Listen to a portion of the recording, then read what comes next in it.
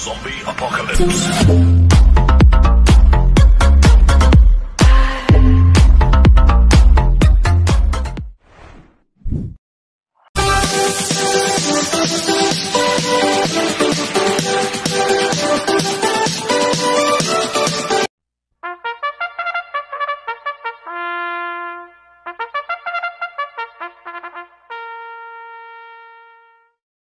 Magandang araw po mga bayang karalista.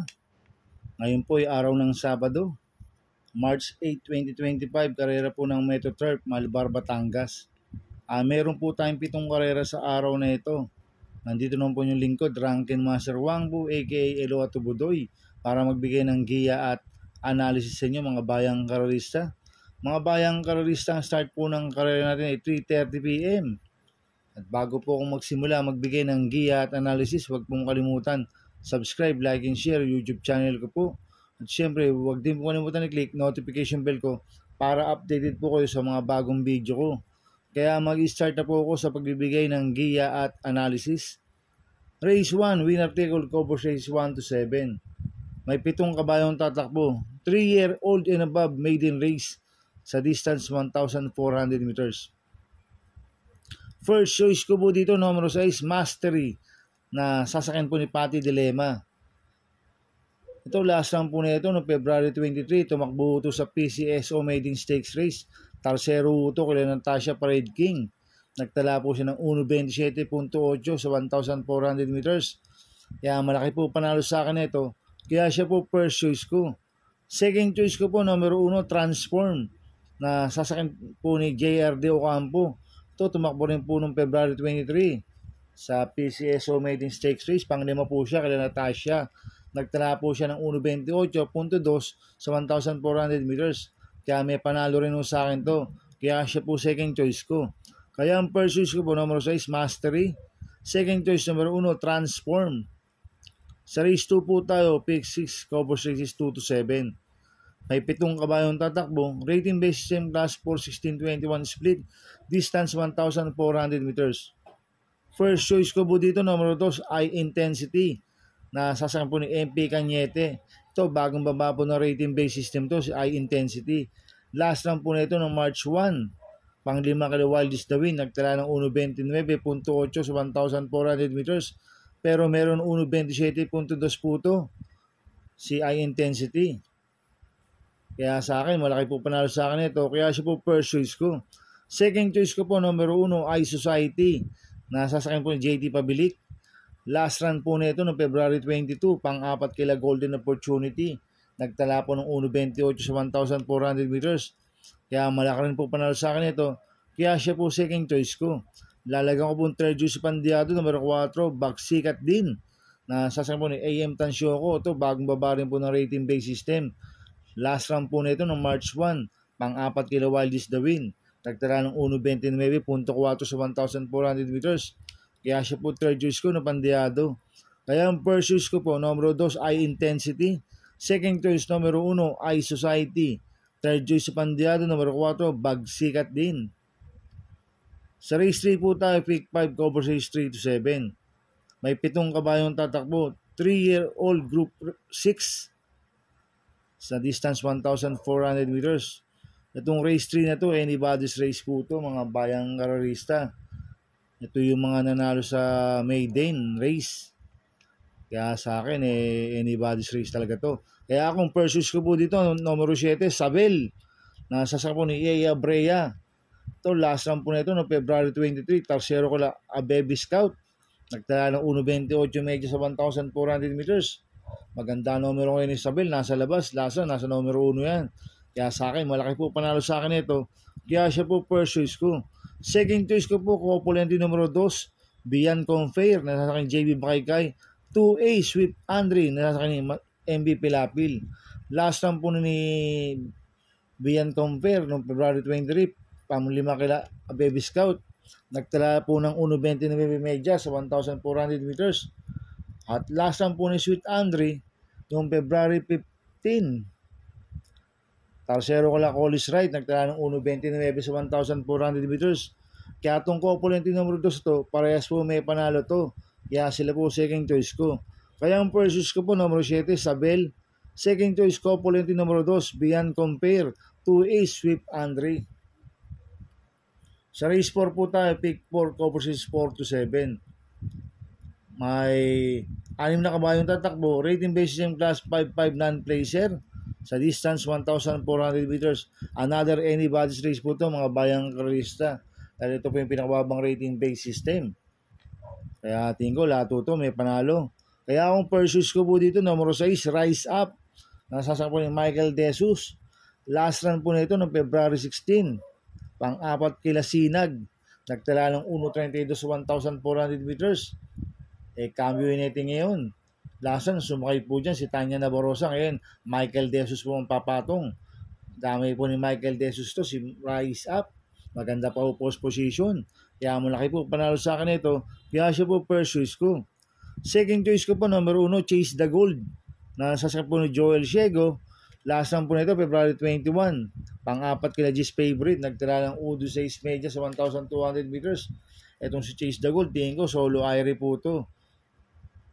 Maganda pa po post position. Nasa numero 1. Tingin ko, pag nakaalagwa to, pwedeng makatapos po ng karera to. Kaya sa akin, malaki rin po panalo sa akin to. Kaya siya po second choice ko. Kaya ang first choice ko po, numero 6, Rise Up. Second choice, numero 1, Chase the Gold. Sa race 5 po tayo. May 7 kabayong tatakbo. Rating basis yung class 5, 6 to 10 split. Distance 1,400 meters. Another anybody's race po to, mga bayang karista. Kaya tingin ko lahat ito may panalo dahil karamihan dito bababa ng rating base system. Kaya anybody's race po to. Kaya ang first choice ko po dito, numero 1, Great Angie. Na sasakyan po ni Ryan Base. Last run po nito, February 28, pang 5 kila Biglang Buhos. Nagtala po siyang 1.16.2 sa 1,200 meters.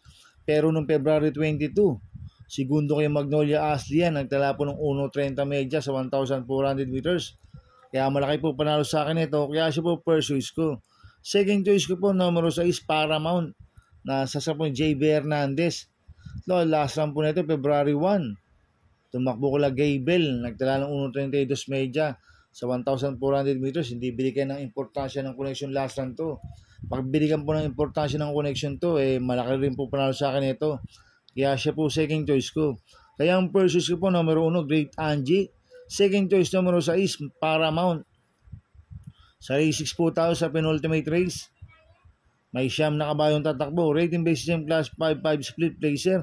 Distance 1,400 meters. Anybody's race ulit to, mga bayang karista. Itong race 6 na to, karamihan dito, mabibilis na kabayo.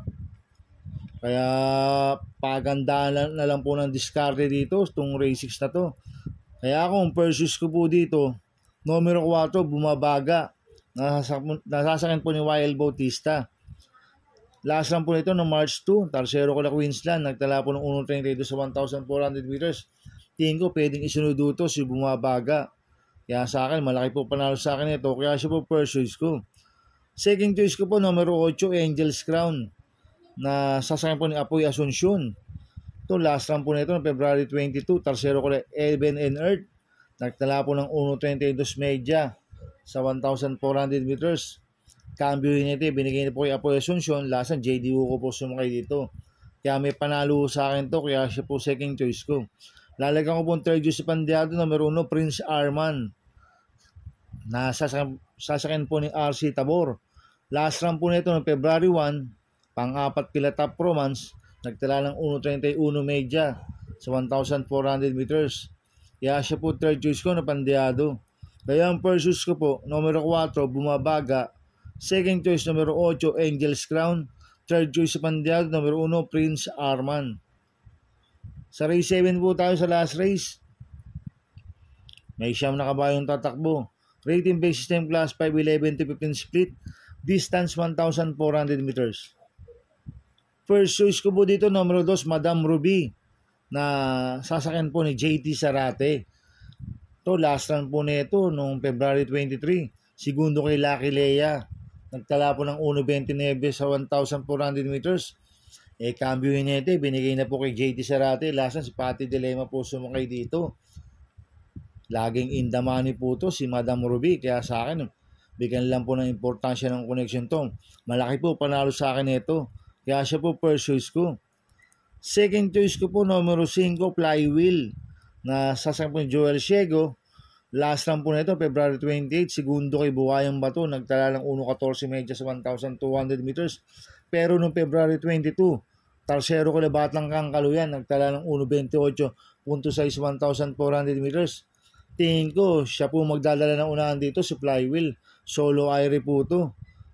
Pag napabayaan nila sa harapan to, pwedeng makatapos ng karera to dahil matibay mauna po to. Kaya malaki po panalo sa akin ito.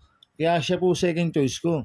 Lalagyan ko pong third choice sa Pandiado, numero 1, Snow White, na sasakyan po ni Pabs Gabaleo. Ito, bagong baba po ng rating-based system to, si Snow White. Last run po nito, February 26, panglima kala Louisville. Nagtala po siya ng 1.15.6 sa 1,200 meters. Kaya sa akin, siya po yung third choice ko na Pandiado. Kaya ang first choice ko po, numero 2, Madam Ruby. Second choice ko po, numero 5, Flywheel. Third choice sa Pandiado, numero 1, Snow White. Good luck and happy racing mga bayang karista. Inuulit ko, ito yung gabay ko lang at analysis ko. Pero pagdating sa tayaan, kayo pa din ang masusunod. Sana iswertein tayo at magsitama. Kaya good luck po sa ating lahat mga bayang karista. Mga bayang karista, shoutout muna ako. Happy racing po sa mga bagong subscriber ko at sa mga walang sawang sumusubaybay sa YouTube channel ko. Maraming salamat po sa inyo.